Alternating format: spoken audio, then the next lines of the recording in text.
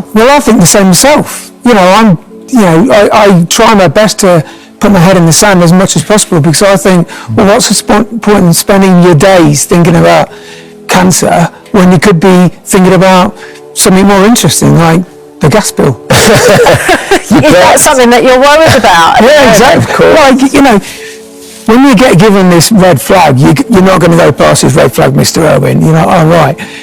But everyone else will go past it. You think, well, I need to put them in the best financial position as possible.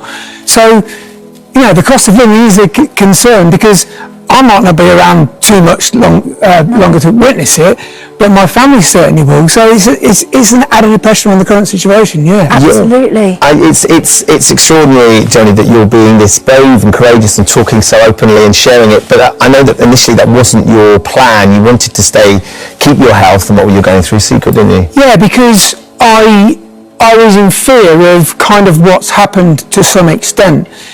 When people find out you've got cancer, I mean, I knew what I felt when I just heard the words. It's just this terrifying thing, the word cancer.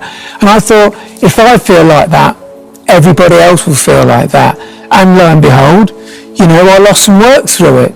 And so I wanted to keep it a secret, because professionally I didn't want to lose work, but also socially and emotionally. People treat you differently, and people start making decisions for you. Oh, I didn't want to ask you because, you got cancer.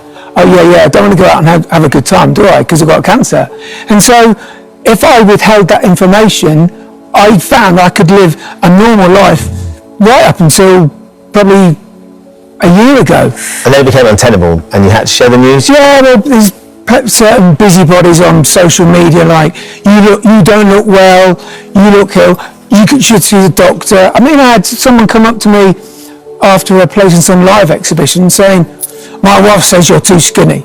And I was just like, well, you're not, are you? And he couldn't believe I was biting back.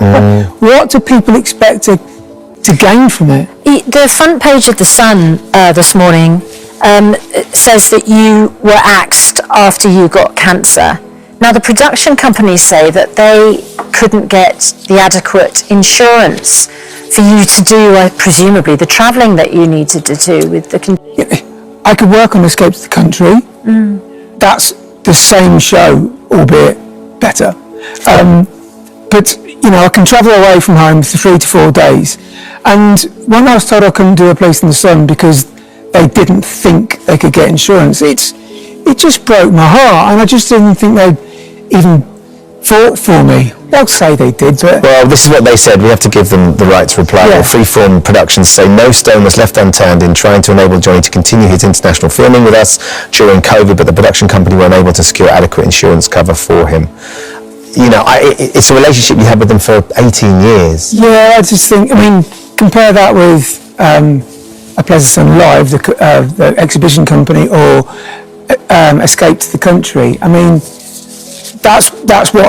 That's a positive. I've been bowled over by some people in their desire to help me and to help me earn money for my family. It's been great. And yeah, not working on A Place in the Sun anymore, and that affected my mental health.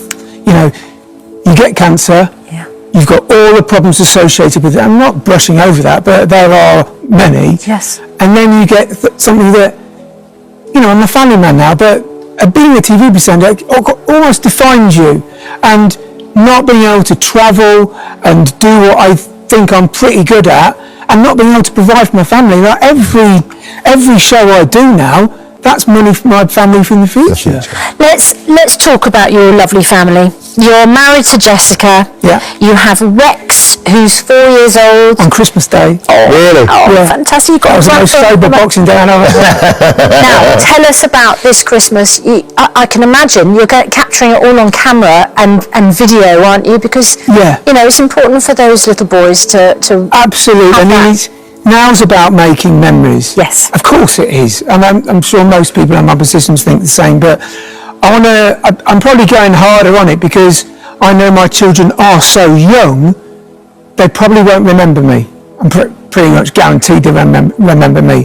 But I want at least on camera, on film, to be able to not remind them, but show them that the early days were brilliant. Yeah. And bear in mind what my wife does on birthdays and Halloween, I think our house is going to look like something out of American movie. As it should. Yeah. Christmas special. Jonnie, what would you say to somebody, I mean, because you've spoken so passionately about the reaction people had to your cancer, what would you say to people this morning about understanding that just because you've got a cancer diagnosis, people shouldn't be treated differently, and that you're very much living every moment, you're not dying from this disease? That's just it, Ben. I'm going public because of a few reasons, but not to, first of all, to empower people in my position to say, look, I've got cancer. But my going public is actually more to educate those without cancer. Treat us normally, treat us with respect. You know, we're in a lot of ways people with disabilities, but we want the same respect any human being deserves. So if we're working, let us work if we're up to it. Don't make decisions for us, treat us normally, because that's why we're keeping it secret. Like the very talented actress, I think Helen McCreary is her name, played Polly on Peaky Blinders. She felt she had to keep it secret for all of her life, and it shouldn't be that way.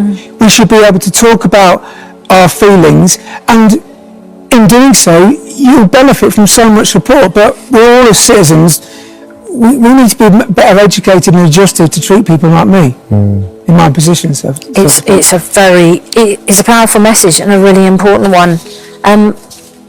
Look, I hope you have a really special Christmas. Thank you very Jonnie. much. I know you will. We will.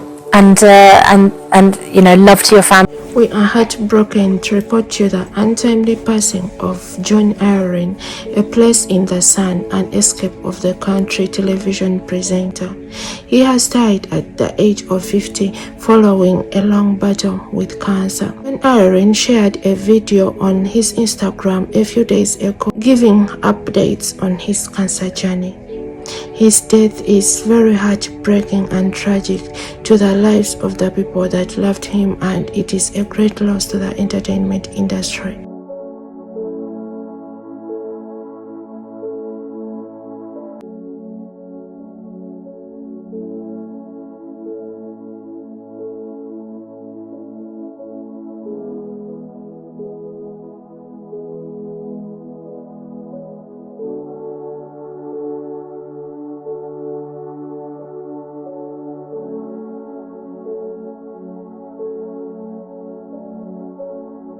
Channel 4's presenter Jonnie Irwin was diagnosed with terminal cancer in 2020, and he was given only 6 months to live. Jonnie Irwin's death was reported by his family in a post that described him as a remarkable soul that fought cancer with strength and courage. Our thoughts goes out to his family and loved ones, and may his soul rest in eternity. You are watching Touch News Media, and please consider subscribing and turning on your bells so that you don't miss out on any videos that we upload.